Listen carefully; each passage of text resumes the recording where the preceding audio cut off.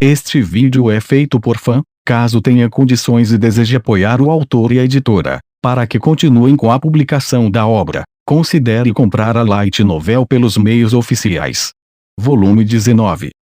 Capítulo 7, A Batalha. Certo, então. Zanoba tinha rumado para Deus sabe onde. Ele queria encontrar e matar o comandante do inimigo, o que não fazia nenhum sentido para mim. Nenhum pingo de bom senso. Mas eu não poderia deixar meu posto neste momento. Não gostei da ideia de lançar feitiços em um campo de batalha onde Zanoba poderia estar escondido em qualquer lugar, mas pelo menos, julgando por como as coisas soavam, ele tinha discutido seu plano com o comandante e os capitães. Teria que confiar que ele não seria descuidado o suficiente para cair na nossa linha de fogo. Ele tinha pensado bem nisso, certo? Certo. Digo, ele levou uma centena de tropas. Devem ter planejado esta operação como parte da estratégia geral da batalha. A melhor coisa que eu poderia fazer pelo homem neste momento seria desempenhar bem o meu próprio papel. Oh! Acalme-se, Rudeus. Zanoba não é um idiota. Ele está fazendo isso por uma razão. Apenas se concentre em fazer o seu trabalho e vai ficar tudo bem. Oh! Tudo bem. Antes de mais nada, vamos dar uma olhada no inimigo. No tempo que levou para eu limpar minha cabeça, o exército adversário marchou para dentro do campo de visão e se colocou em formação para além do meu campo de armadilhas. Mal estavam longe o suficiente para que nossos arqueiros ainda não conseguissem alcançá-los. Naturalmente, também não poderiam nos acertar com os deles. A batalha não começaria de verdade até que a maioria deles tivesse chegado na zona quente de armadilhas. Sim, com certeza são muitos. Parecem ser apenas cerca de 3.000. Há mais um monte de espera nas fileiras de trás. Os soldados nas muralhas estavam ocupados adivinhando o tamanho exato da força à nossa frente. Vocês não deveriam contar o número de bandeiras inimigas ou algo assim? Rude, precisamos de um contrafeitiço. Assustado pela urgência na voz de Roxy, olhei para o outro lado do campo de batalha. Algo como um tornado estava tomando forma perto do meio da formação do inimigo. Vão encher todas as armadilhas de uma só vez com magia de terra. Ah, certo. Aquele é o feitiço de nível santo, tempestade de areia, não é? Com certeza não perderam tempo indo em direção às minhas armadilhas. Provavelmente tinham descoberto sobre elas com antecedência, combatedores ou espiões, e elaboraram um plano para neutralizá-las com um único feitiço massivo. Desnecessário dizer, nós também tínhamos previsto essa possibilidade. Tudo bem. Vou contra-atacar com uma tempestade violenta. Com essas palavras, estendi as duas mãos em direção ao redemoinho de poeira e terra em constante crescimento. Escolhi responder com um feitiço de vento de nível santo.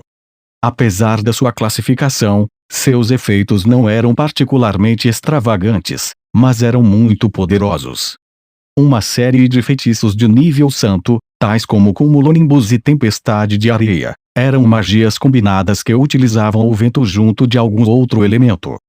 A tempestade violenta, por outro lado, era apenas a mais pura rajada de vento. Embora custasse a mesma quantidade de mana que algo como a tempestade de areia, todo esse poder era dedicado a um único propósito. Na prática, isso significava que era capaz de apagar totalmente os fenômenos mais complexos criados pelos feitiços de água ou terra. Era também devastadoramente eficaz contra monstros voadores de todos os tipos, só para lembrar. Mas outros feitiços eram melhores escolhas se seus inimigos estivessem no chão, o vento perderia parte de sua força a uma distância maior, pois empurrava árvores e outros obstáculos. Havia uma teoria de que a magia de vento puro havia sido desenvolvida como uma forma de contrapor-se a outros feitiços elementais, assim como esta funcionaria no campo de batalha. Ainda assim, era apenas uma teoria, e eu não tinha certeza se acreditava nisso. Embora a tempestade violenta pudesse perder algum poder enquanto avançava, era forte o suficiente para arrancar árvores maciças pelas raízes se usasse mana suficiente. E, bem, essa diminuição no poder só acontecia quando se movia pelo solo. No ar, não era um problema. Este feitiço poderia ter sido facilmente projetado para derrubar dragões voadores. Eu tinha a sensação de que os próprios dragões usavam um pouco de magia de vento. Digo, de que outra forma manteriam aqueles corpos maciços no ar, hein? Além do que, alguns afirmavam que o uso excessivo de feitiços como este poderia deixar o usuário careca. A teoria era que todas aquelas rajadas de vento afiadas começariam eventualmente a arrancar os pelos pelas raízes. Parecia plausível, dado que o diretor da nossa universidade era um mago de vento de nível rei. Tá. Agora estou bem calmo. Bem calmo. Quando terminei de divagar a respeito dessas trivialidades em minha mente, meu ritmo cardíaco havia voltado ao normal e meu feitiço havia destruído o redemoinho de poeira inimigo. Os soldados ao nosso redor irromperam em uma torcida espontânea. No entanto, eu não havia causado nenhum dano significativo ao exército em si.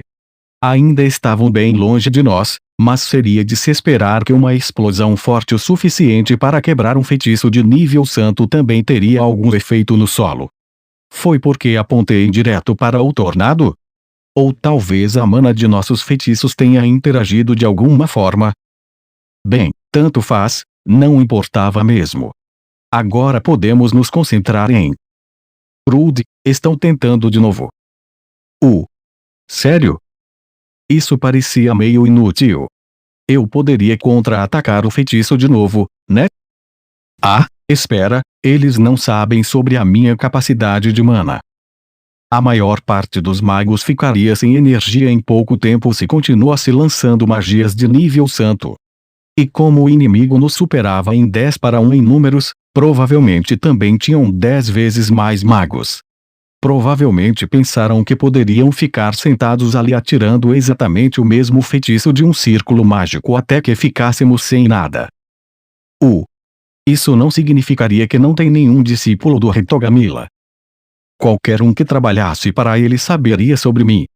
Certamente não deixariam os magos desperdiçarem seu tempo e mana desta maneira, certo? Não, eu não podia tirar conclusões precipitadas. O Hitogami poderia estar dando conselhos, mas isso não significava que seu comandante estivesse sempre ouvindo. Por enquanto, vou continuar contra-atacando os feitiços até que desistam. Parece um bom plano? Sim, é claro. Você está bem de mana. Vou ficar bem. O capitão pareceu um pouco abalado neste momento. Ou talvez aterrorizado. Bem, minha capacidade de mana era provavelmente a coisa mais confiável a meu respeito. Se essas pessoas quisessem me fazer disparar 10 feitiços de nível santo, poderia lidar com isso sem qualquer problema. No final, os magos inimigos lançaram seu feitiço Tempestade de Areia mais 5 vezes, mas contra-ataquei cada um deles exatamente da mesma maneira. Era uma pena que não pudesse usar o Atrapalhar Magia para poupar alguma mana. De uma distância tão grande, não seria uma boa opção. Após a 6ª tentativa fracassada, as forças inimigas pareceram fazer uma pausa em seus ataques. Podiam ter ficado sem magos capazes de usar a magia de nível santo. Também era possível que o círculo mágico tivesse se desvanecido, ou que tivessem percebido que não estavam chegando a qualquer lugar com essa estratégia. Você acha que eles vão tentar uma investida? Perguntei, olhando para o capitão do esquadrão de magos. Difícil dizer, respondeu, franzindo o senho para as linhas inimigas distantes. Não pensei que, se eu fosse o comandante deles, arriscaria enviar todas aquelas tropas para um campo cheio de armadilhas. A melhor opção seria se retirar, certo? Se perceber desde cedo que julgou mal seu inimigo, por que não se retirar para coletar mais informações? Me parecia ser a jogada mais inteligente. Parece que vão optar por isso. Mais uma vez voltou a surgir movimento nas linhas inimigas.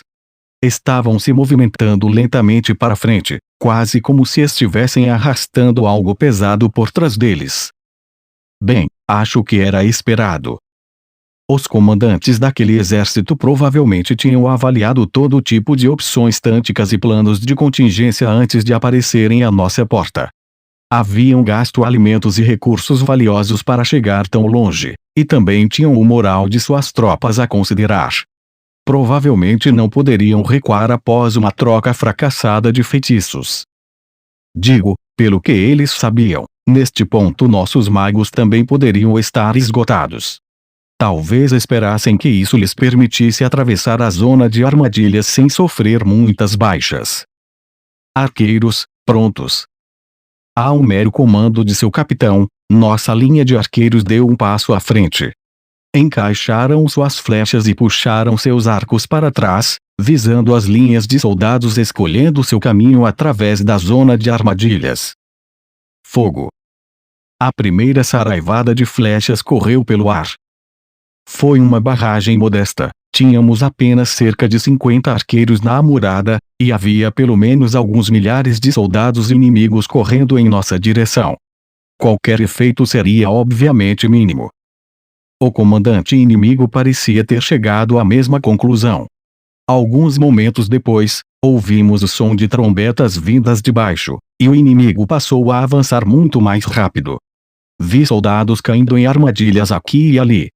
Outros, no entanto, estavam colocando pontes toscas através das trincheiras, e ainda mais se aproximavam delas em segurança. Estavam fazendo um progresso constante. Pelo aspecto das coisas, tinham interpretado nossa saraivada de flechas como um sinal de que não tínhamos nenhum mago ainda capaz de lançar feitiços ofensivos. O que foi um erro de cálculo, é claro. Magos de combate, prontos. Os soldados magos prepararam seus cajados em resposta ao comando de seu capitão. Havia 20 no pelotão. 8 deles deram um passo à frente, até a borda da muralha. Outros 8 ficaram por trás deles. Os 4 últimos se posicionaram em frente ao círculo mágico de Roxy. Não fiquem nervosos. Esperem até que os tenhamos puxado mais para dentro. Os magos apertaram os punhos em torno de seus cajados. Roxy seguiu o exemplo, fechando os olhos para se concentrar.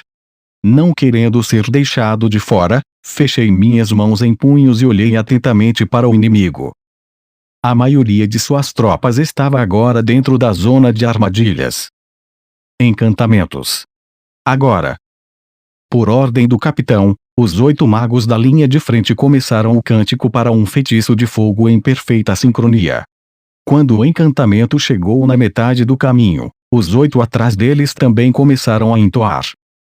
Bola de fogo. 8 bolas de fogo voaram dos cajados dos magos na frente. Fazendo um arco em direção ao campo de batalha, atingiram a linha inimiga bem no centro, deixando um punhado de corpos carbonizados por lá. A linha da frente recuou e imediatamente começou a entoar tudo de novo. Bola de fogo. Poucos momentos depois, a segunda linha de magos havia disparado sua própria rajada. Ao escalonar seus encantamentos, efetivamente cortaram o tempo entre seus ataques pela metade. As bolas de fogo continuaram a voar de forma constante. Mas quando a segunda rajada começou, recebeu, como resposta, uma enorme enxurrada de bolas de água do inimigo. Embora não conseguissem nos alcançar no topo do forte, estavam batendo nas bolas de fogo e reduzindo-as a vapor. Em outras palavras, um contra-ataque. Aparentemente, não haviam desperdiçado toda a mana de seus magos em nossas trocas anteriores. Bem, sim. Obviamente não fariam isso. Ali, senhorita Roxy. Está vendo aquela bandeira de escorpião na ala direita? Sim, estou vendo. Com um aceno de cabeça para o capitão do esquadrão de feiticeiros, Roxy se virou para olhar em minha direção. Aquela bandeira de escorpião estava bem ao redor de onde saía a barragem de bolas de água. Os magos inimigos estavam concentrados naquela área. Em outras palavras, se acabássemos com tudo naquela área, não teríamos mais nenhum contra-ataque para nos preocupar. Vamos começar, Rude. 1, Ou você prefere só observar? Não. Eu estou com você. Então que seja. Com um sorrisinho, Roxy se afastou e começou seu encantamento. Eu respirei fundo, depois comecei a canalizar mana em minhas mãos. Um momento depois, matei muitas pessoas. Depois disso, a batalha se transformou em um abate unilateral. A eliminação da grande maioria de seus magos os tornou indefesos contra nossos feitiços. A maioria dos que morreram foram queimados até se converterem em cinzas pelo feitiço de fogo de nível santo desencadeado por nossos magos de combate. Mas então, quando o avanço deu lugar a uma derrota, os sobreviventes descobriram que era praticamente impossível recuar pelo campo de armadilhas atrás deles. Algumas unidades pareciam ter perdido seus comandantes, seus movimentos foram afetados pelo pânico e se desorganizaram. E então Roxy e eu os atingimos com mais magia de nível santo. Parecia que tínhamos pisado em um formigueiro. Os soldados corriam em todas as direções, aterrorizados e desorientados. Rajadas de vento os sopravam para armadilhas, e raios os fritavam onde estavam. Morreram às dezenas. Finalmente pude entender aquela famosa frase de um castelo no céu. A partir desta distância, as pessoas pareciam exatamente como sobras de lixo deixado para trás. Ainda assim, nem todos entraram em pânico diante da morte. Alguns conseguiram ultrapassar a zona de armadilhas, escapando da área de efeito de nossos feitiços. Alguns eram magos que conseguiram se aproximar o suficiente para lançar feitiços contra nós. Combatemos quase todos os seus ataques, mas alguns ainda nos acertaram, e sofremos baixas. Alguns dos inimigos invasores eram arqueiros, que soltaram seus arcos e desembainharam suas espadas quando se aproximaram. Os demais eram soldados rasos. Juntos, criaram seu caminho até as muralhas do forte, onde uma força de 300 defensores bem apoiados os esperava. Enquanto isso, fizemos chover magia sobre eles, igual uma chuva de pedras. No final, apenas um punhado de pessoas sobreviveu. Alguns haviam perdido sua vontade de lutar, outros lutaram ferozmente. Alguns foram levados como cativos e outros mortos, mas não sei dizer porquê.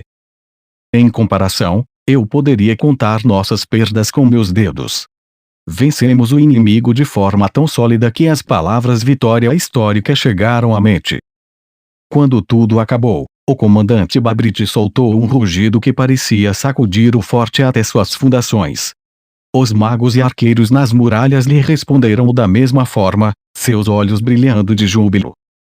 Também gritei junto, embora não tivesse certeza se eu sentia o mesmo tipo de alegria que eles sentiam.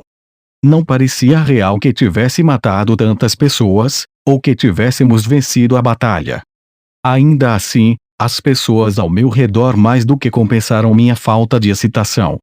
Soldados que me trataram com cautela e formalidade rígida, correram para me bater nas costas. Alguns atiraram seus braços em torno de meus ombros e outros me abraçaram. Uma delas era uma jovem arqueira. Ela olhou para mim e disse algo como: "Conseguimos. Você nos salvou. Muito obrigada", com lágrimas nos olhos. Naquele momento, finalmente, uma onda de orgulho e felicidade se abateu sobre mim. Por fim, Roxy se jogou em meus braços e me beijou nos lábios. Esse não era o tipo de coisa que Roxy já fez em público, então deve ter ficado tão nervosa quanto os outros. Recebemos uma mistura de aplausos e gritos de boa índole dos soldados ao nos abraçarmos. Fiquei feliz naquele momento. Verdadeiramente feliz. Para ser claro, não foi apenas porque uma mulher encantadora se atirou sobre mim. Havia também alguma psicologia de grupo em ação. O puro delírio ao meu redor havia dominado completamente o meu cérebro.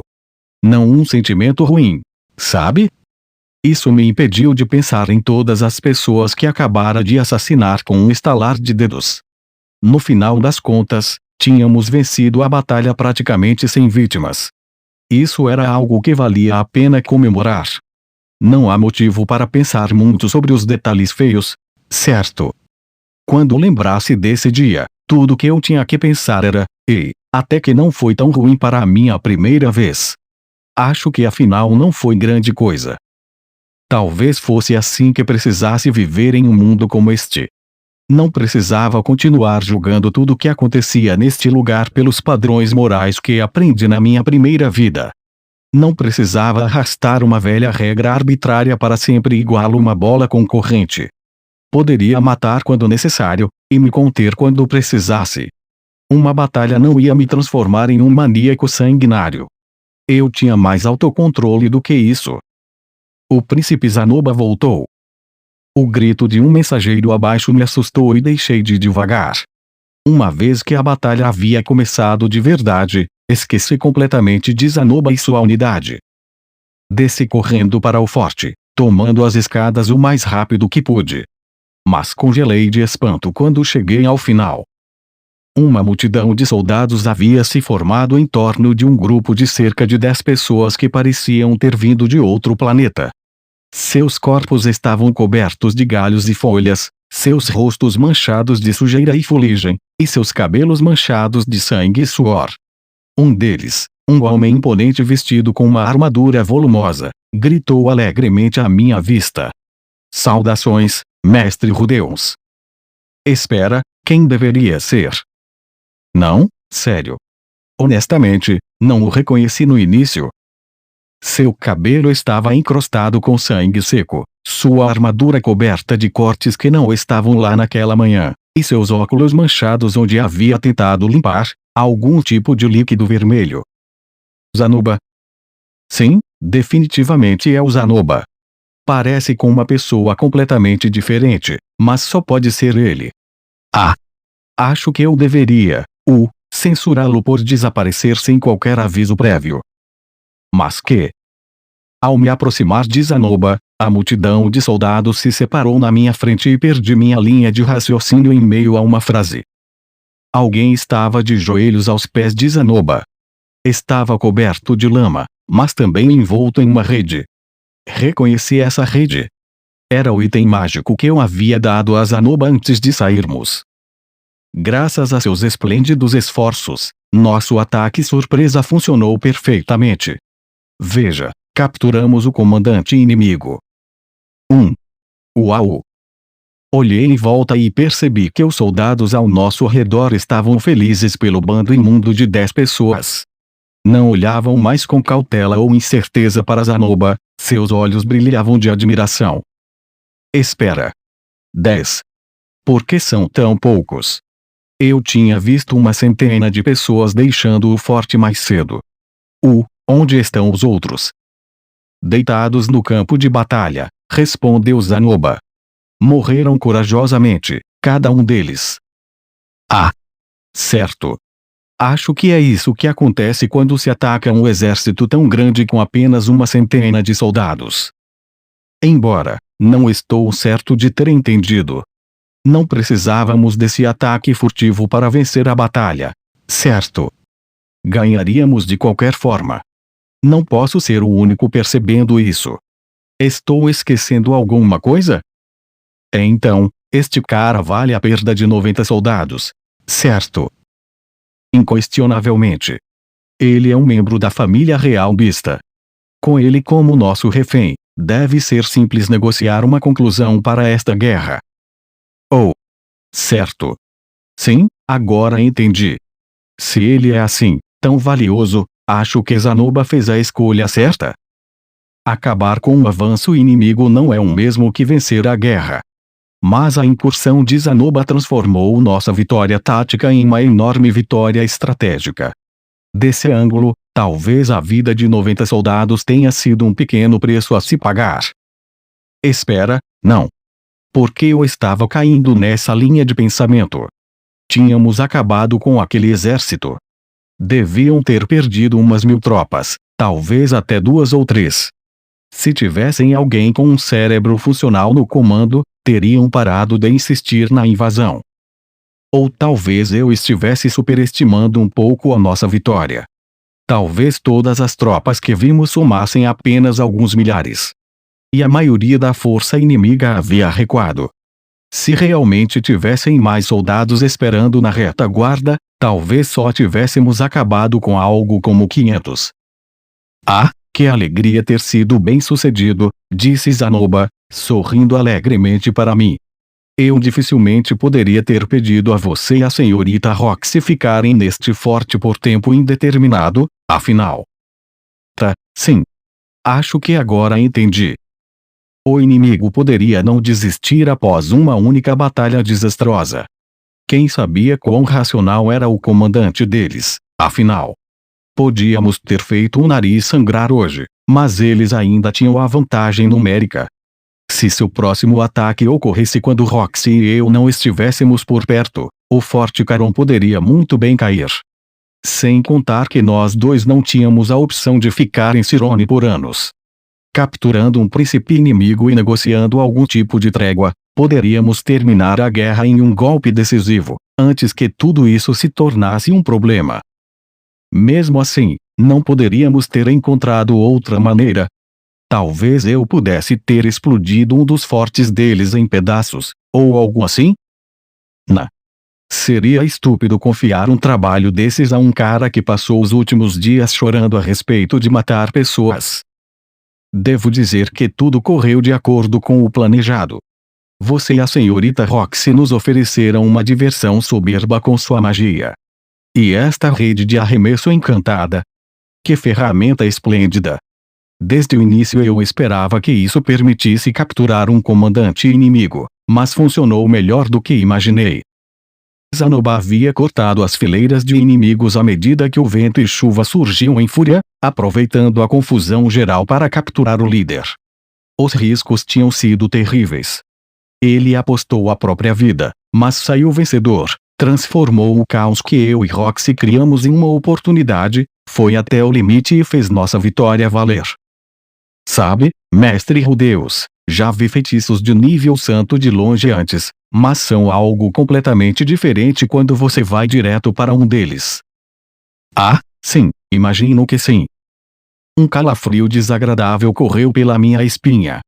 Cumulonimbus tinha uma área de efeito ampla. Era um feitiço projetado para eliminar indiscriminadamente um grande número de inimigos. O que pode significar? Ei, Zanoba, vocês não foram atingidos por um raio nem nada assim, né? HRM. Zanoba colocou uma mão em seu queixo e pareceu considerar cuidadosamente a resposta. Depois de um momento, falou com uma expressão séria em seu rosto. Nenhuma guerra é ganha sem sacrifícios, mestre Rudeus. Nós os atingimos. Os relâmpagos de nossos feitiços Cumulonimbus tinham atingido nossos próprios aliados. Talvez tivéssemos derrubado alguns nas armadilhas com rajadas de vento. Eu poderia ter matado alguém que jantou ao meu lado na noite anterior. Roxy poderia ter matado alguém a quem havia ensinado um pouco de magia. É provável que eu nunca tivesse sequer falado com a maioria deles. Mas, no mínimo, sabia que algumas pessoas cujos rostos me eram familiares agora haviam desaparecido para sempre. E, é claro, continuou Zanoba, eu assumo toda a responsabilidade por cada soldado que perdemos neste dia, como o homem que os comandou em batalha. Você não tem nada de que se sentir culpado. Em teoria, isso fazia sentido. Só que, neste momento, a teoria não significava muito para mim. Você deve estar cansado depois de todo o seu trabalho, tenho certeza. Prometa-me que descansará pelo resto do dia. Zanoba me deu um tapinha suave no ombro, depois arrastou seu cativo para dentro do forte, emitindo comandos rápidos para os soldados ao seu redor enquanto entrava. Fiquei atordoado enquanto o via partir. Em algum momento, acabei completamente sem palavras. Ah, certo. Tenho que me preparar para aquele ataque do Deus da Morte. Não há tempo para ficar de pé feito um idiota. Não há tempo para descansar. Ainda não. Eu deveria só ficar perto da versão. Estarei pronto para ele, caso apareça. Naquela noite, foi lançada uma incursão no forte. Mas não era o Deus da Morte e eu não era o alvo. Era o inimigo, e vieram em uma tentativa de libertar nosso refém real. Não matei nenhum deles. não eram suficientemente perigosos para isso. Em vez disso, deixei todos inconscientes e os entreguei à guarnição do forte. O que aconteceu a eles após isso? Nem ideia. Pelo menos fui com a contenção, em vez de assassiná-los casualmente. Isso era um bom sinal, né?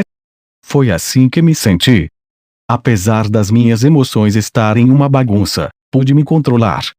Ainda continuava com esse reflexo contra matar. E ficaria tudo bem. Ou assim continuei dizendo a mim mesmo, ao longo de toda aquela noite. O Deus da morte nunca apareceu. Não houve nenhum ataque furtivo. No dia seguinte, questionei o refém após obter a aprovação da Zanoba. Ele era, de fato, da realeza rival de Cirone, ao norte. Perguntei se reconhecia o nome Hitogami. Sua resposta foi não. Perguntei se alguém em seu reino andava por aí fazendo previsões ou profecias suspeitas. Sua resposta foi não. Perguntei-lhe como tinham reunido um exército de 5.000 homens na fronteira de Cirone tão rapidamente após o golpe de estado. Ele disse que isso não tinha acontecido rapidamente. Há vários anos, estavam procurando uma chance de invadir. Tudo isso apontava para uma conclusão: o reino ao norte estava limpo. Não havia aliado do Hitogami controlando todas as coisas. Quero dizer, o Hitogami pode ter manipulado eventos para fazê-los invadir, mas me senti confiante de que ao menos este cara não era um discípulo. Ele era o típico oficial de comando cheio de si, seguindo ordens sem qualquer informação ou coisa do gênero. O Deus da morte não tinha vindo por mim, e os invasores eram simples invasores. Nada estava se revelando do jeito que eu havia previsto. Pela primeira vez em algum tempo, senti como se tivesse saltado direto no meio de muitas sombras. Comecei a pensar que tinha entendido toda esta situação em um nível fundamentalmente errado. Talvez não houvesse nenhuma armadilha. Talvez o Hitogami não tenha estado envolvido em nada disso. Ainda assim, me recusei a abaixar a guarda. Meio convencido de que era inútil ficar alerta e pronto para tudo que pudesse acontecer. E então, 10 dias depois, o chão abaixo de nós se abriu,